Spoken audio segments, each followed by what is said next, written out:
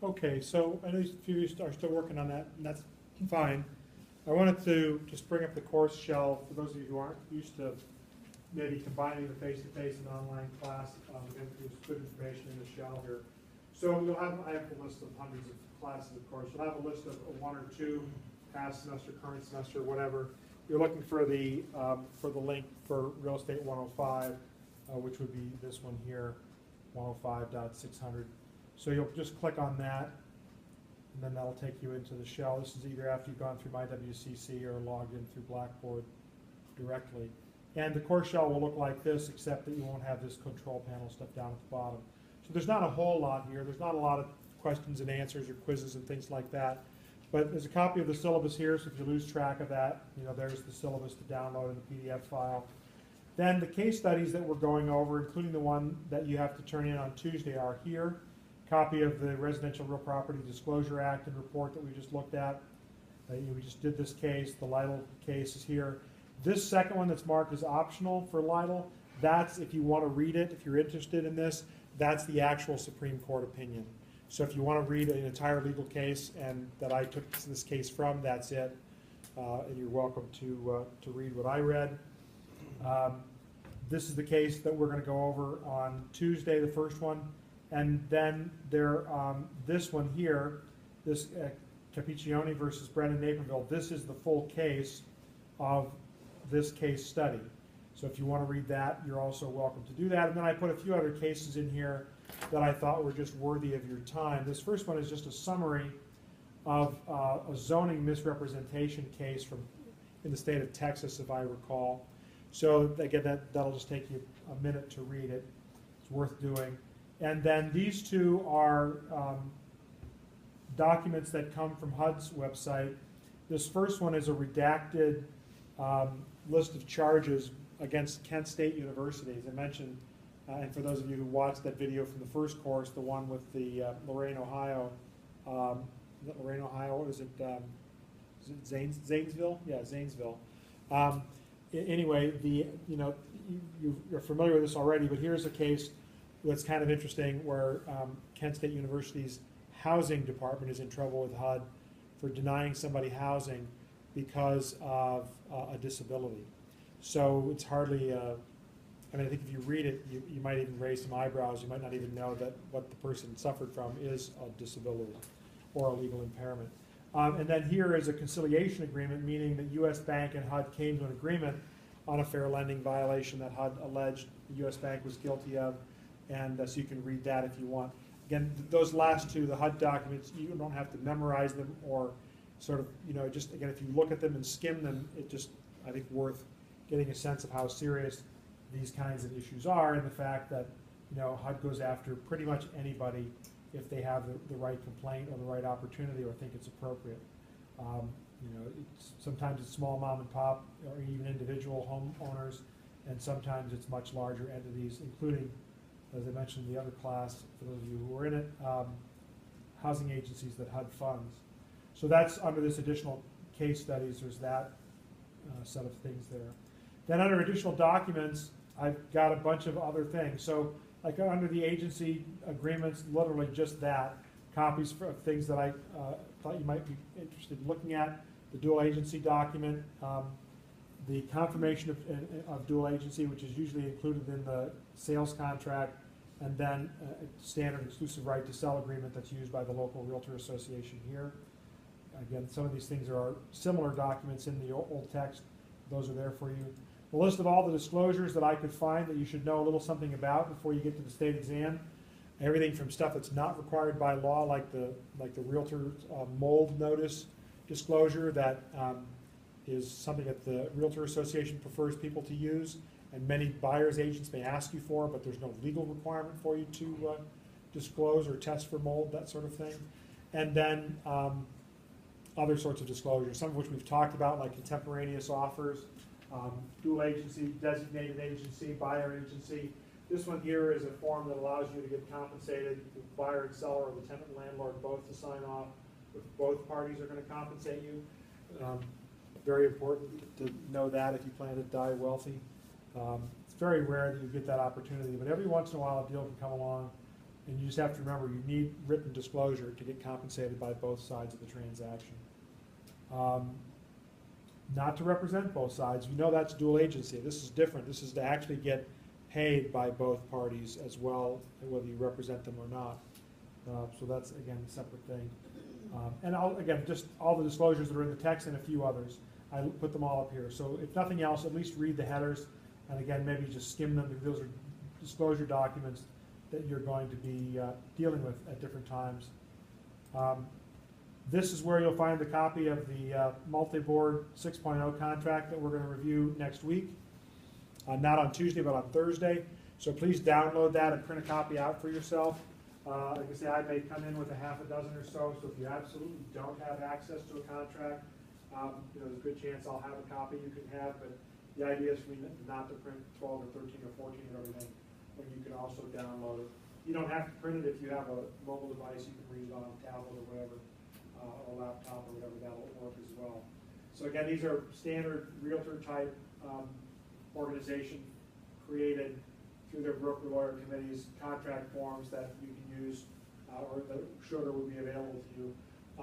Here's multifamily vacant land. These are a little different in format than the standard 6.0, single family house type contract forms. So again, you can glance at those. The one we're going to go over is the multi-board 6.0, and it has a couple of riders basically that go along, or addenda that go along with that as well. And a quick, very kind of summary of some issues of contract law that wouldn't hurt for you to sort of revisit. Same stuff that was in the previous text, just in a little bit different format, and would serve as a good refresher.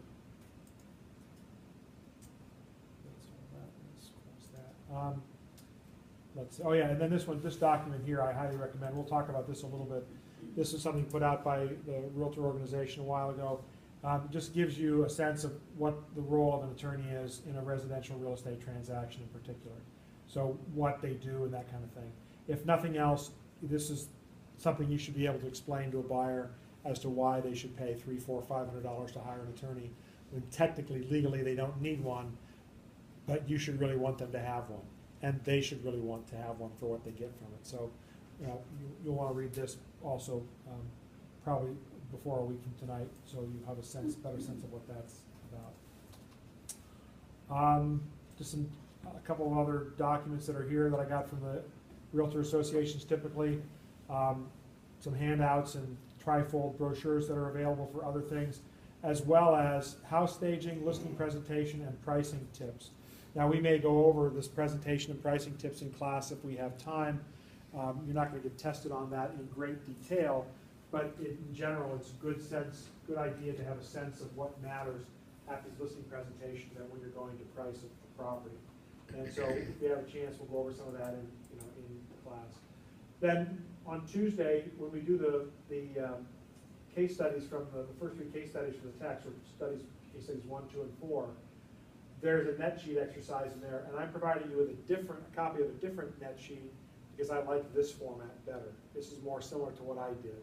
I find the form that's in case study 1 or whatever it is in the book just to be a little bit too accounting-ish.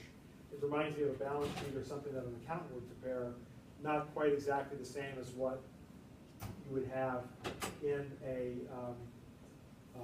in use in real estate, in my opinion. So this is still different than what I use, but this is much more similar to it. So we'll also take a look at that on Tuesday. Again, you should just at least have looked at it before that class period and compare it to the one that's in the book. That would be helpful.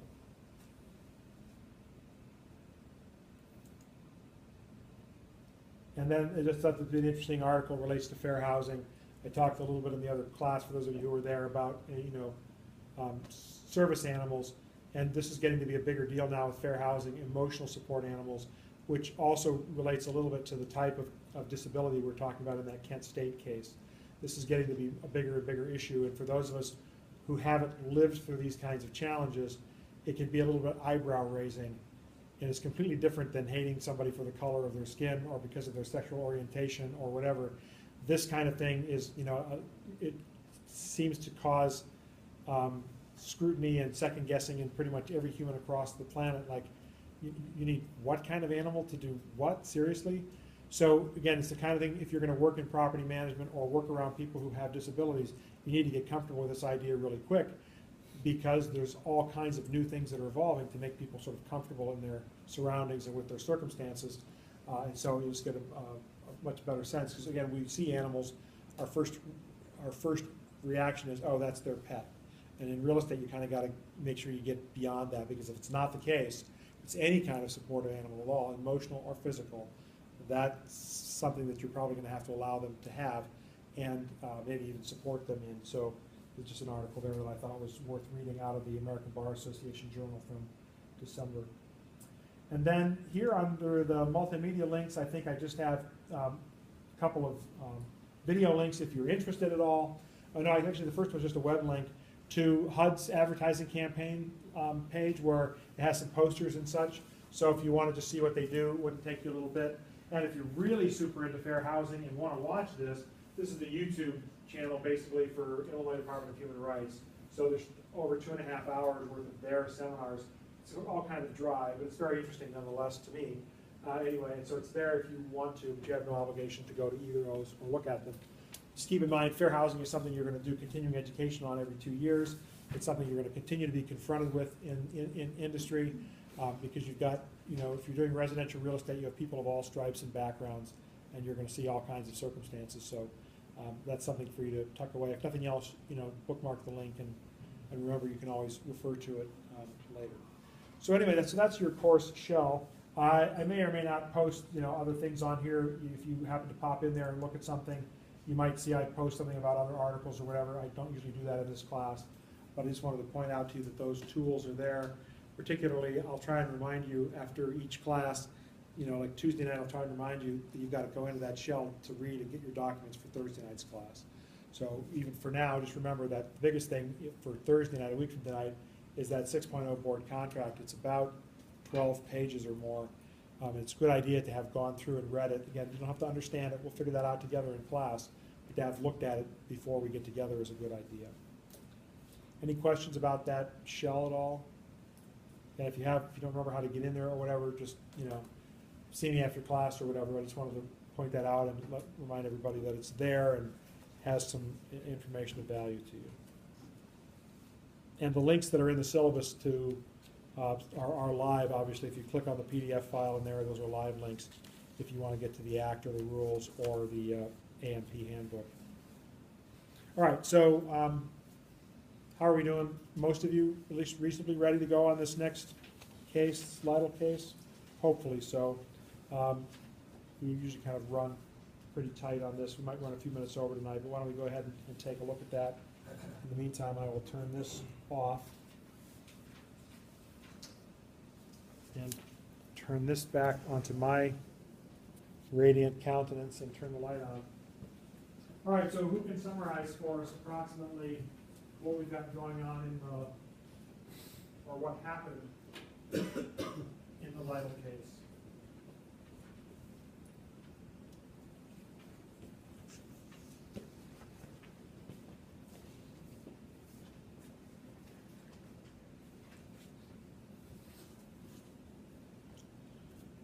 Is that an invitation for me to do it instead? It's a lot to read this stuff and then 15 minutes later be asked to explain it. In an ideal world, you would have had, you know, days ahead of time. This doesn't usually work that way. All right, so Craig Lytle is a real estate agent, presumably a broker, working for Realty Executives Alaska. This is, again, a real case. All of this is verbatim, straight out of the opinion. None of the names are made up. They're all real. It's public record, so it's why I'm being clear with it. If you want to find it, learn more about it, you should be able to do that. And he just gets himself in trouble, right? He goes through a scenario where he's representing sellers, and a contract appears to die, and maybe does and maybe doesn't, and he represents that the place is available. He disappears for the weekend. The house goes to contract. He comes back. There's some negotiations, and he lets the buyer know effectively through her agent that she's got the house, and it turns out that isn't quite true. So ultimately, she files a complaint and or sues, really, is what it amounts to, and goes after him for damages because she canceled her apartment, rented the U-Haul, whatever, thought she was buying the house, right? So that's kind of the general, real quick and dirty summary. So let's take a look at our case study questions here. Number one, in Alaska, the trial court or court of original jurisdiction is similar to the circuit court in Illinois, meaning the county courts. So you have a Kane County Circuit Court, you have Cook County Circuit Court. Those are the state those are the trial courts, the court of original jurisdiction at the state level for typical litigation. So this would be similar to going to a circuit court in Illinois. Since this case went first to the state's real estate commission, then was appealed to a trial court for judicial review, and then directly to the state Supreme Court, skipping the intermediate appellate court, how similar is this to the system that is utilized by the state of Illinois? I know I don't really even go over this personally in the other course. What do you think? Same, different? It's exactly the same. Complaints go to IDFPR. An agent who wants to appeal that decision because they got beat up, they were judged as being disciplined or sanctioned or have their license terminated or whatever, would, once exhausting any internal appeals with IDFPR, would go to the district court. So we're used to thinking, I go and I sue somebody, and if I lose, I can appeal it to the appellate court, and then if I'm lucky, I can appeal it to the Supreme Court.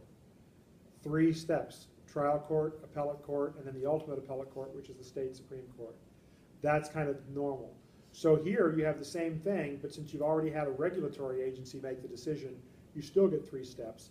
Regulatory agency, then the appellate court ends up being a single judge, which would normally be hearing, trial cases, is hearing it as an appellate court. And if you're fortunate enough, whichever party wants to appeal that, you would go straight to the state Supreme Court, which in Alaska, there's only like 12 people living there, so maybe a lot of cases get to the state Supreme Court. In Illinois, you're talking about 400 cases a year in a state that has how many? 20-some million people or whatever we have, right? So very unlikely that any kind of regulatory agency hearing is going to end up getting appealed all the way to the state Supreme Court in Illinois. Nonetheless, the process, I think, the way I interpret it, is basically the same. So it's a chance for you just to see that. Number 2, do you see anything else in this case from Alaska that is reminiscent of Illinois law or procedure? Now, this one I would hope you would be able to, and it's fairly simple. This is not meant to be a complex answer. Georgie? I don't know if this is what you're looking for, but they've got that Alaska Real Estate Surety Fund. Exactly. It's exactly like the Real Estate Recovery Fund we have in Illinois. Same exact idea. So at the very end of Chapter 14, that thing is running. I put it back on. I turned it off. Yeah. Okay. So it's exactly the same thing, and that was exactly my intent of the question. So here's a case where presumably she went through all the steps that our textbook talked about you have to go through, or whatever you have to do in Alaska. That part I don't have any knowledge of. But the same thing could happen in Illinois, right? So the consumer files suit and ultimately can't get the money from the agent, tries to get it from the Real Estate Recovery Fund. So that's what the answer to number 2 was. Anything else that anybody saw there that you noticed that I would not have? All right, question number 3. Who did Agent Lytle represent in this case, and why is it that he has an obligation to the prospective buyer, Seeley? So first thing, I already summarized this. Who's he representing? The seller, right? He's the listing broker, the listing agent. The lees, I guess the name is pronounced, unless it's the lays. I'm going to say it's the lees. So then if he's representing the seller, under what basis does Seeley, the buyer, have a right to sue him for damages? This is straight out of Chapter 4 in the prior text.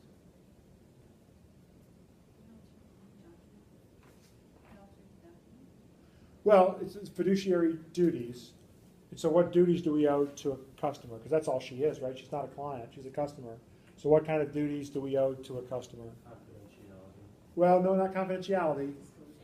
Fair and honest dealing. And one other thing, the very first duty, care. Reasonable skill and care. And it's on that basis, right, that she's suing because his behavior falls well below what she would have expected from the average real estate agent. you know, I mean, again, I think this is a little messy, and we may or may not have time to cover all the messiness tonight, but one might think that the average real estate agent would know whether a contract is dead or not. Seem reasonable? I mean, you know, being held to that professional standard, and that's really where he had some problems. Question 4, how did this case go so wrong? So who wants to kind of, you know, summarize for us where specifically Lytle has his problems? What does he do or not do that are the real problems here? He makes an assumption. He makes an assumption, I think, about the decision of a. Yes, so Kate's pointing out that, you know, the contract rescission, he was told supposedly that something was coming, but he never had it. So it's not just an assumption, but we might describe it as a fatal assumption in this case. And so he takes the property and does what with it regarding the MLS? He relists it, right? He puts it in the MLS as being active, which triggers all kinds of information that becomes, you know, available, reactivated, whatever. Any agent doing searches is going to see, oh, this house is back on the market. Shouldn't they have accepted the offer with the contingency that funds be required within a certain amount of time? In terms of the second offer from Sealy, you mean? Right, the offer that, no, the offer. Or the first one? Yeah. So the first contract, we don't have a copy of that. We don't really know what it says, right? We don't have an idea what the Williams' deal was. But let's say we were working with our multi-board contract here. The contract has a drop dead date. It has specific dates. Remember that idea of time is of the essence and all that? So it has a specific time frame at which it's just going to die because it hasn't been prosecuted in a timely manner. But here's an important lesson about contracts.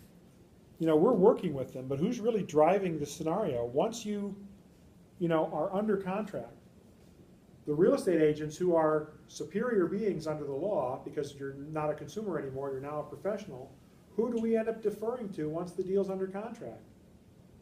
Who are the other professionals that get involved? The attorneys, the lawyers.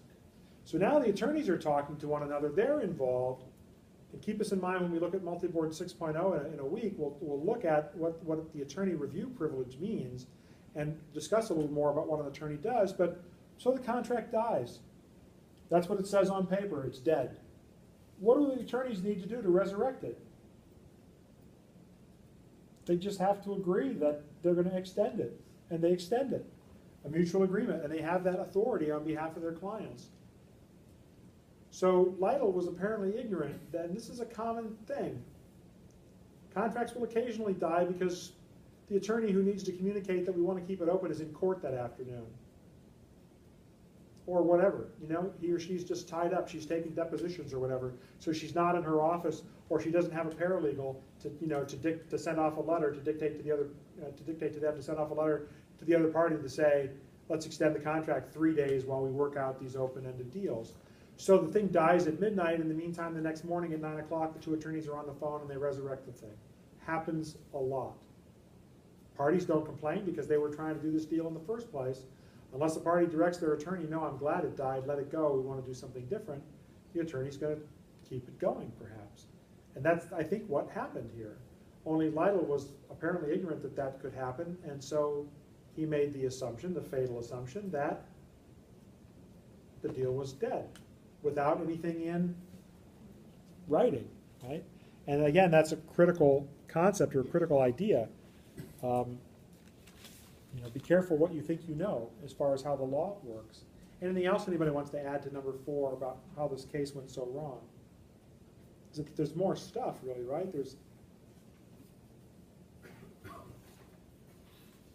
What else did Lytle do here?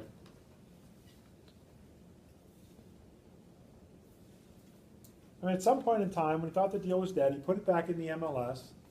I think that's innocent enough. I think that's a little ignorant, but I don't think that's a sanctionable offense. I think that's it's a wrist slapping kind of thing, personally. If I was, you know, an arbitrator or an administrative law judge looking at that and that was all that it was, I would have thought, okay, maybe a fine, maybe a reprimand, but there's no way that that's going to go beyond. I'm not going to kill a guy's license for that. So what happens after that? What does Lytle do next? We changed the agreement. Yeah, so, and whose permission did he have to do that? We don't even know if it was anybody's.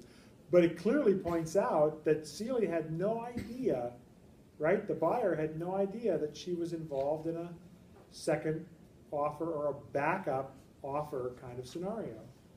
And did Lytle, as far as we know, actually at any point in time say, by the way, as it turns out, the first deal didn't die, you're a backup contract? Not other than doing what? Just writing it on that contract form. That's a pretty bad way to handle that. I'm not sure there's a worse way to handle that. Now, as an administrative law judge, I have a serious problem.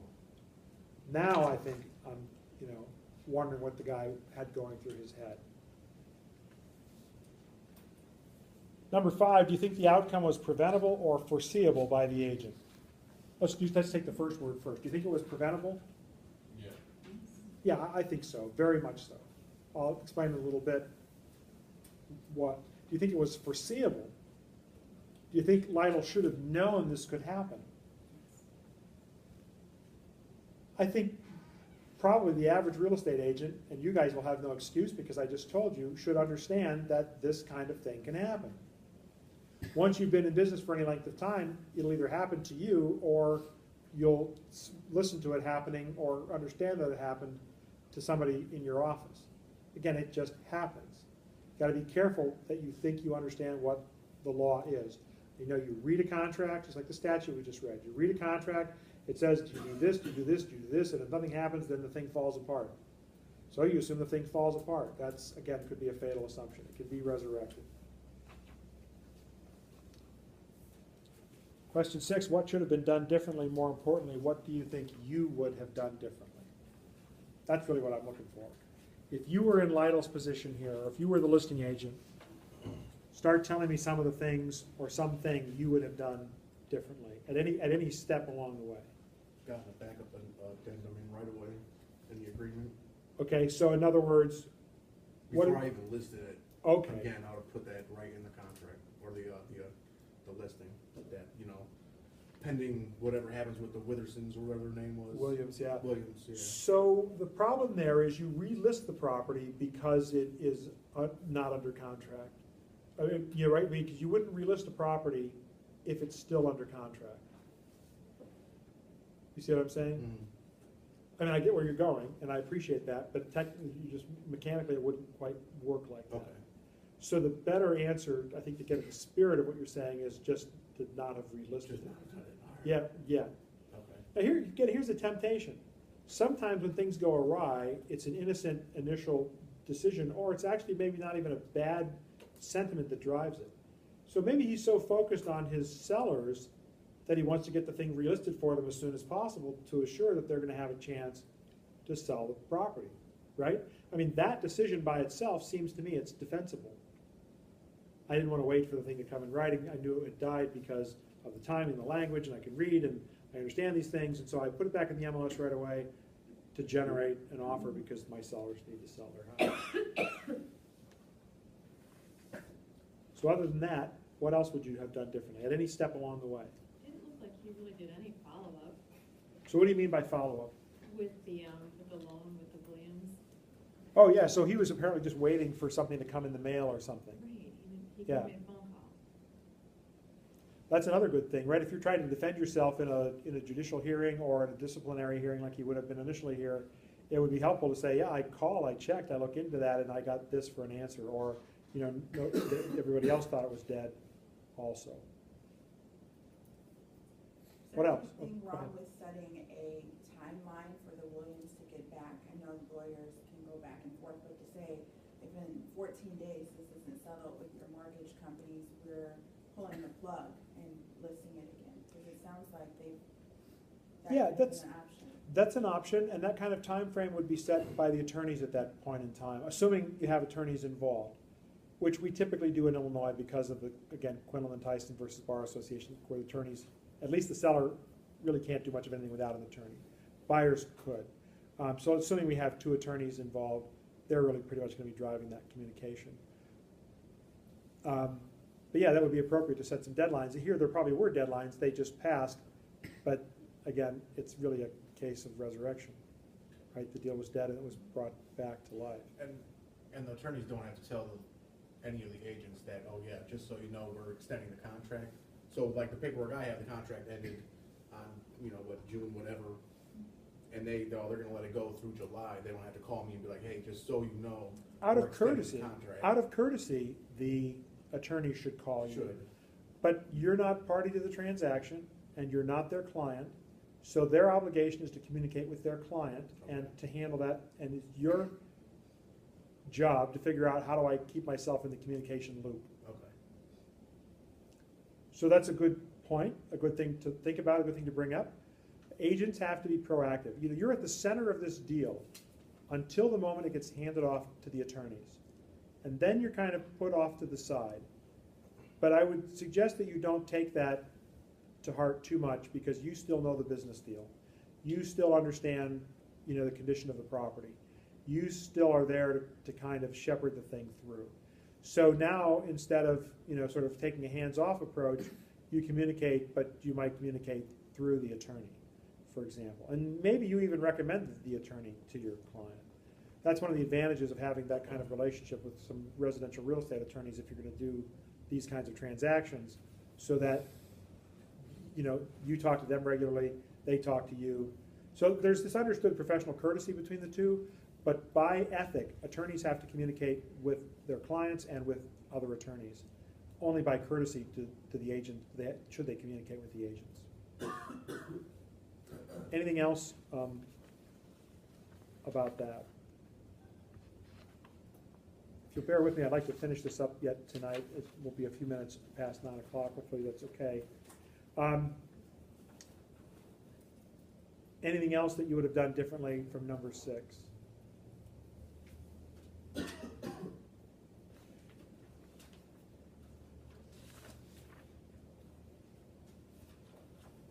So this is as good a spot as any to give you a sense of where I think this thing went completely off the rails. So I think Lytle made a reasonable, though rookie-ish kind of mistake by not communicating, by not figuring things out more, and by telling the world the deal was dead when he didn't have written confirmation. And that he could have salvaged the deal and his license and the relationships and everything if the moment he found out that the deal wasn't dead, he did one simple thing. What do you suppose that would be? Remove the listing? Well, maybe, but I don't even know if you can do that at the moment, but certainly I think it's to call Ponder, who's Sealy's agent, and say, I got a big problem. I honestly thought this deal was dead. It had gone past the deadlines. As you know, I was out of town. This is, I had no idea. And I know that, your client is expecting that she's under contract, but I'm sending you this document back pointing out that it's apparently a backup deal, and have her decide whether she wants it or not. Now, if at that point in time she grieves the thing, I think it ends up in front of a realtor arbitration panel, and maybe you got to write her a check, right? Maybe you pay her some money. Totally and entirely my fault. But I think as we look a little bit farther in this deal, it could have turned out relatively innocently. Had Lytle just done that, I think the evidence to me is there that this whole thing would have worked out without a hitch. Anyway, so to me, that's the critical time. Not owning up to the mistake you now know you made. That's what professionals do. Hey, this is it's an error, it's a mistake, it's my fault. So another case that I saw, relatively simple and in the area here, relatively straightforward. Mexican-American couple, which is kind of irrelevant, but it points it out from a travel standpoint. Wife is in Mexico visiting family for a month. Husband lists the house for sale, says to the listing agent that, yeah, my wife has agreed to it. She'll sign this when she gets back next week. Get an offer on the house right away.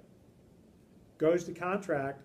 Buyers don't know that there are 2 signatures required, nor does the buyer's agent. That would be the agent in my office. They not only go to contract, they immediately order an inspection and an appraisal.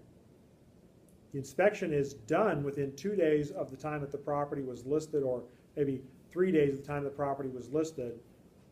$300 out, $250, $300 out of pocket for the buyers. And the wife comes back and says, I'm not signing that contract. I don't even want to have the house listed. It was apparently part of a marital dispute, and the husband listed the house to try and get his wife to come back and to try and sort of force some reconciliation or something. So as the managing broker of the office, I recommended to my agent, I said, I recommend you pay for your buyer's inspection, or you're going to lose them, and you probably should.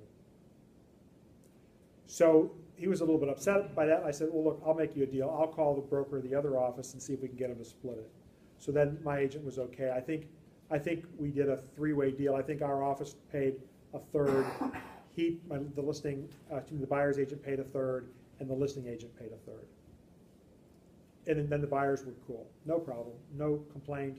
Nothing else. Went on to buy another house through us after a while. Just seemed to me to be the thing to do. Somehow we were complicit in that, even though it was an innocent thing. So anyway, that's my thinking on that. Question 7, do you think that Lytle intended to commit fraud? Got a no. What do the rest of you think? Yes, no, it's a simple no. A lot of no's.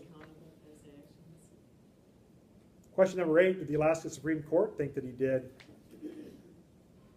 Or the regulatory agency or the trial court? What did they all think? They used the term fraudulent misrepresentation. I kind of think he was just an idiot. I don't think he intended to do anything fraudulent until he tried to cover up his mistake by sending back that modified agreement, which is an awful way, just an awful way to tell somebody, oh, by the way, just kidding. So it kind of doesn't really matter whether we think he was just stupid or not, because he's not in the real estate business anymore. Question number 9, from the case, wouldn't it have been possible, and this is what I was alluding to, wouldn't it have been possible for Seeley to end up with the house anyway, had she just maintained the backup contract position? So if you look carefully at the timing that's described here, the Williams deal fell apart eventually anyway. So they were gone. People who were having the whole financing thing, they were out of the picture, gone. And the house was back on the market. Somebody else came along and bought it and closed on it, with Realty Executives Alaska doing what we would call dual agency here, or at least, same brokerage firm, maybe 2 designated agents, don't really know. Joint, I think they call it joint representation or something, whatever's in the language here. At any rate, point is, if Seeley had just waited and said, oh, okay, fine, I'll wait and see what happens, I think the information is extremely clear, she would have ended up with the house anyway. So on that basis, how does she have the right to sue for damages? Why doesn't that make a difference? And she would still cancel her lease at the same time and maybe not being able to get it back. She'd have rented the U-Haul at that same time, so she'd have to pay for the U-Haul and then maybe pay for storage if she couldn't get her stuff. So you delay the U-Haul rental. How much could that cost? Maybe nothing. And you've canceled your lease, so maybe you need to, extend it for a little bit, or maybe, this has got to be a matter of weeks. I mean, I'm not disagreeing with you, and the points you make are valid, but it's got to be small potatoes. So so couldn't she have done something different, and wouldn't that have solved the problem? I guess is my question. I think the answer to that is yes. So then, why is she still able to sue for damages and cost this guy his license and everything else? She should have had to do something different. He's the one who made the mistake, not her. Yeah, and that's what's at issue, isn't it? The law is not going to let you off the hook as a professional just simply because there's some serendipity somewhere, and some consumer maybe could have, had faith in God or trusted in the force or whatever to have everything work out just fine. That doesn't absolve you of your lower than professional standard behavior. And that's what we've got here, right? Lytle just was substandard in his duty of care, and he's on the hook, and he could have lucked into something. Like I say, if he had been honest, I think that possibility is very real. Number 10, of all the parties who testified in the case, and that would be Lytle, Sealy, and Ponder. The listing agent, the buyer's agent, and the buyer. Those are the three who testified at the administrative hearing.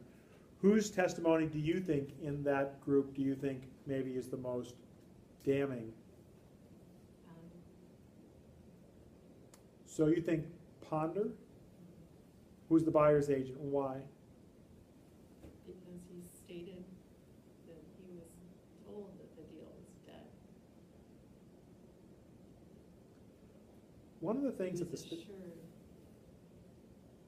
go ahead, he was assured that the deal was dead, not just, you know, well, I guess he did. the Williams's deal, that the original deal was dead, and that, yeah. I think his own. You think Lytle's testimony would be the Yeah, worst? because he's telling them everything he did, and he damned himself, you know? Well, he doesn't really do a lot as far as we know here, right, to countermand the facts, to contradict what, you know, the facts don't seem to be an issue as much as whether they were, you know, completely inappropriate. I happen to think it's Ponder, and I think it's because she's an expert, right? I think when a court has, or an administrative hearing, has two real estate professionals, one who's accused of wrongdoing and another who isn't, they can rely to some degree on that other expert as kind of a neutral. That's just my personal opinion. Obviously, Sealy's testimony is literally the grounds for the damages themselves. You know, here's what it cost me, and that's who we're trying to right that wrong. But I think the fact that the buyer's agent stepped up and just confirmed everything, and I think that lends professional weight to the testimony. So, however it is, anyway, just something to think about. You're not necessarily normally going to run out and testify against your competitors, but obviously if you're subpoenaed or you have to at a disciplinary hearing, it's what's going to happen, and that testimony can be damaging. Questions about any of this, or thoughts or comments about anything at all? Interesting though. Yeah, well, this is kind of the world. I spent several years doing grievance committee and arbitration committee stuff for realtor associations, and I've done a little bit of expert testimony, expert witness stuff in real estate cases, and this stuff happens. And sometimes, again, it didn't start off bad. You know, it just kind of ends up that way. Now, when we look at the very first case on Tuesday, remember that's going to be the fraudulent negligent misrepresentation, misrepresentation case or whatever. We're going to look at that. So please have read that and answered all those questions before you come in Tuesday. Fair amount of reading there, a lot of speculation. And then cases 1, 2, and 4 out of the book. So please get the yellow book. You need to have done those so I can see that you've done that. And then we'll go through all those together, and that'll pretty much be our night on Tuesday night. And then if you need weekend time, the big reading for a week from tonight is the multi-board 6.0 contract. And I'll tell you whatever else to read, you know, on Tuesday night or whatever, if there's other things to look at. Great to see you, or great to meet you. See you all again Tuesday night, 6:30.